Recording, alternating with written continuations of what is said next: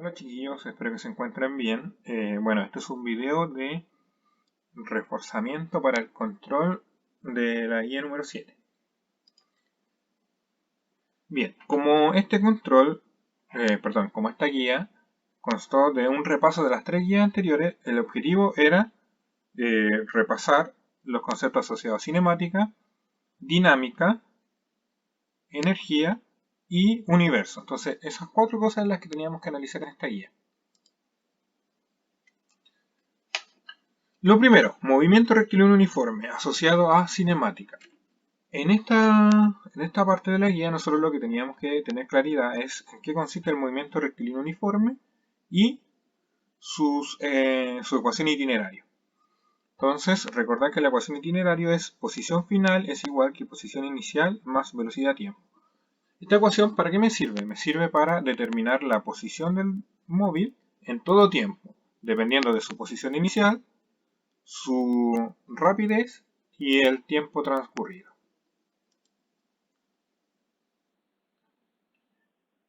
Entonces, luego, una vez que ya analizamos el movimiento rectilíneo uniforme, que es un movimiento con rapidez constante, comenzamos a analizar los movimientos con rapidez variable. Entonces, cuando nosotros tenemos una rapidez variable, aparece un nuevo concepto llamado aceleración, que tiene que ver con el cambio de la velocidad en el tiempo.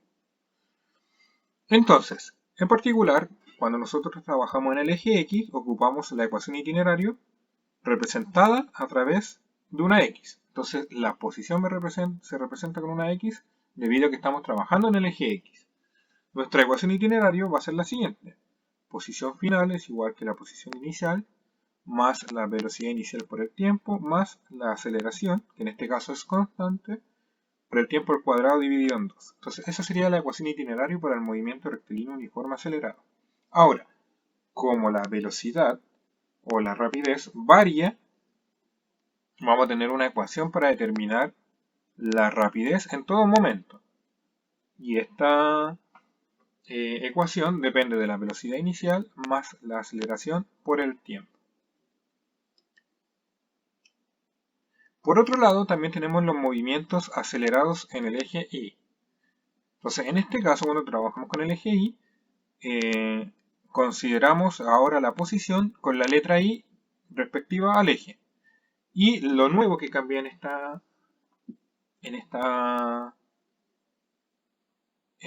ecuación itinerario es que ya no tenemos una aceleración representada con la letra A, sino que tenemos una aceleración específica, que sería la aceleración de gravedad.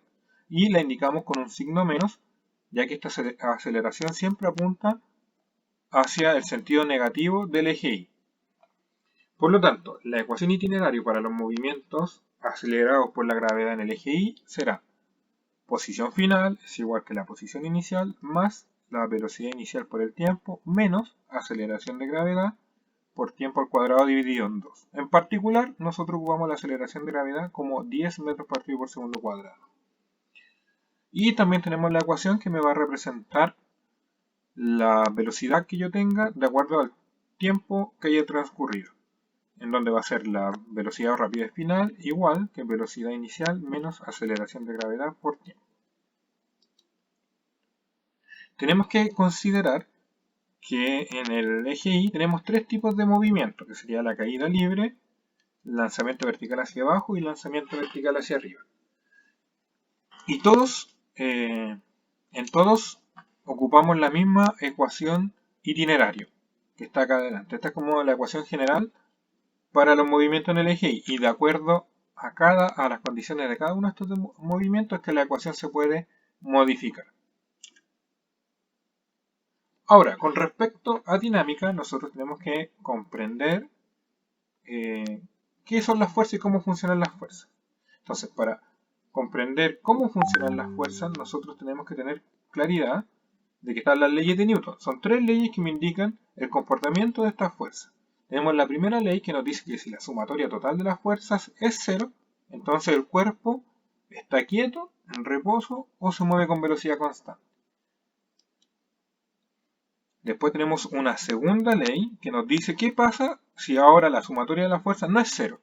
Entonces, en este caso, Si la sumatoria de las fuerzas no es 0, entonces es igual a la masa por la aceleración que adquiere el cuerpo. Entonces, en los movimientos acelerados, la sumatoria de las fuerzas es distinta de 0.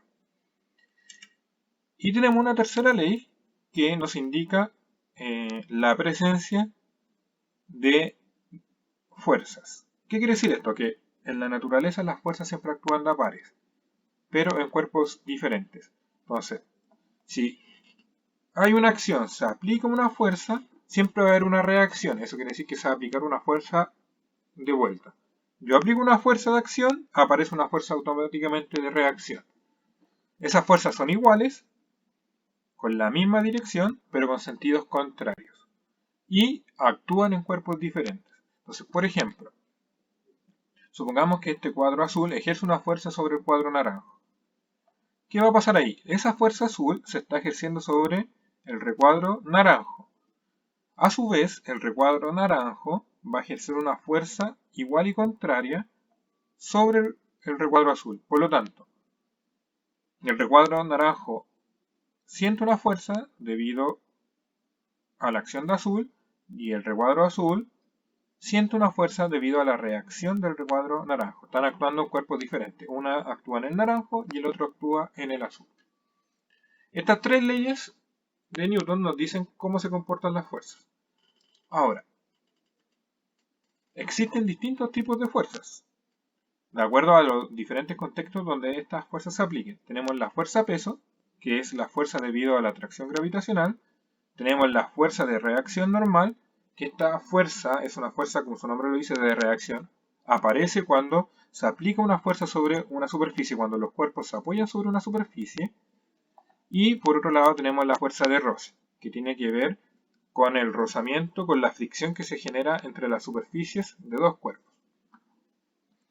Esta fuerza de roce siempre se opone al movimiento. Teniendo claridad cómo actúa la fuerza de acuerdo a las tres leyes de Newton y de acuerdo a los tipos de fuerza, nosotros ahora tenemos que saber aplicar estas fuerzas sobre un diagrama de cuerpo libre. Un diagrama de cuerpo libre lo que me hace es analizar cómo actúan las fuerzas en cada cuerpo, en cuerpos separados.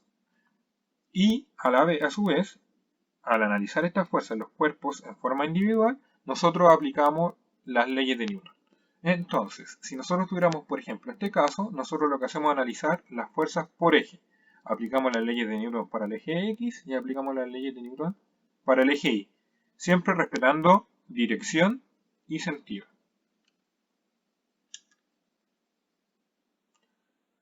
Luego, una vez de haber visto cinética, dinámica, tenemos que ver lo que es la energía. Estamos analizando los movimientos, cómo se producen los movimientos y ahora cómo funcionan los movimientos a través de la energía. Entonces, la energía es un concepto que funciona como una especie de... es como el combustible que tienen los cuerpos. Entonces, tenemos una energía mecánica, la cual se subdivide en dos tipos de energía, que sería la energía cinética, que es la energía propia que ocupa en el movimiento, y tenemos la energía potencial gravitatoria, que esta es la energía que obtiene de la gravedad que afecta al planeta. Entonces, ¿qué va a pasar? Tenemos que la energía mecánica, la energía involucrada en un movimiento, se divide en dos. La energía propia del movimiento y la energía que nosotros obtenemos para generar movimiento. Ahora, esta energía mecánica funciona de acuerdo al siguiente principio, que es el principio de la conservación de la energía. ¿Qué nos quiere decir esto? Que la energía no se crea ni se destruye, solo se transforma. ¿De qué manera se va a transformar? Si nosotros no recibimos energía externa o no liberamos energía hacia afuera de un sistema, lo que nosotros estamos haciendo ahí es conservar la energía inicial que se tiene. ¿Qué quiere decir que nosotros conservemos la energía inicial? Que esta energía se va a conservar tanto al inicio, al medio, al final o en cualquier parte del movimiento. Entonces, en cualquier momento, si la energía se conserva, va a tener siempre la misma cantidad de energía. Luego, teniendo todo lo anterior presente, pasamos a un siguiente concepto que tiene que ver con las leyes de Kepler, con el universo y las leyes de Kepler. Entonces, estas leyes lo que hacen es indicarme cómo funcionan los cuerpos y el movimiento de los cuerpos en el universo. Entonces, primero tenemos que, en la primera ley nos dice que los cuerpos se mueven en forma elíptica alrededor del Sol. Y como sabemos, una elipse tiene dos focos y donde en uno de esos dos focos se ubica el Sol. Entonces nos dice que los cuerpos no giran en forma circunferencial, sino que giran en forma elíptica. Tenemos una segunda ley que nos dice que los cuerpos barren áreas iguales en tiempos iguales. Y podemos concluir de esto que cuando un cuerpo está más alejado del Sol se mueve más lento y cuando está más cercano al Sol se mueve más rápido. Y por último, una tercera ley que nos indica que existe una relación entre el periodo de un cuerpo y su distancia media entre el cuerpo y su estrella. Entonces, ¿qué quiere decir esto? Por ejemplo, si nosotros nos pusiéramos en el caso de la Tierra, nos relaciona el periodo de traslación de la Tierra alrededor del Sol con la distancia que existe entre el Sol y la Tierra. Ahora, esa relación se puede lograr a través de una constante, y esa constante va a ser igual para todos los planetas del sistema. Entonces, para el sistema solar existe una constante, en esta tercera ley. Para otro sistema solar o otro sistema estelar va a existir otra constante. Entonces, lo importante aquí es destacar que esta constante solo nos va a funcionar en el sistema solar, y que si vamos a otro sistema deberíamos buscar una constante nueva para mantener esta relación de periodos y distancia. Entonces, si nosotros comparamos, por ejemplo, la Tierra con Marte, tanto la Tierra como Marte van a tener la misma constante. Por último, y retomando un poco la idea de fuerzas, pero ahora en el universo y particularmente en el sistema solar, tenemos la ley de gravitación universal. Esta ley lo que nos hace es entregarnos la información de cómo se relacionan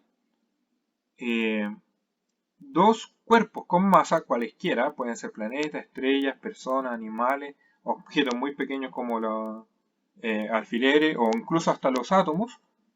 ¿Cómo se relacionan estos cuerpos con masa entre sí? ¿Y cuál es la relación numérica, el valor de la fuerza de atracción que se genera entre estos dos cuerpos? En donde esta ley nos indica que la fuerza de gravedad entre dos cuerpos va a ser igual a una constante universal que funciona para todos los cuerpos en el universo por la masa del cuerpo 1, la masa del cuerpo 2, dividido la distancia que los separa al cuadrado. Entonces, ¿cuáles son las cosas importantes de destacar? Movimiento rectilíneo uniforme acelerado y sus ecuaciones itinerarias, posición respecto del tiempo. Luego, en la parte dinámica, tenemos las leyes de Newton y los diagramas de cuerpo libre, lo que me permite a mí poder analizar en distintas situaciones la acción de las fuerzas. Por último, en universo tenemos las leyes de Kepler, que son las que me rigen y me indican cómo funcionan los movimientos de los planetas alrededor de las estrellas, y la ley de gravitación universal, que me indica cómo es la fuerza de atracción entre dos cuerpos con masa. Entonces, hay que tener en consideración todos estos conceptos y conocimientos para el control que nosotros vamos a tener respecto a la guía número 7. Eso, chiquillos, espero que este video les sirva y cuídense harto. Nos estamos viendo, chao.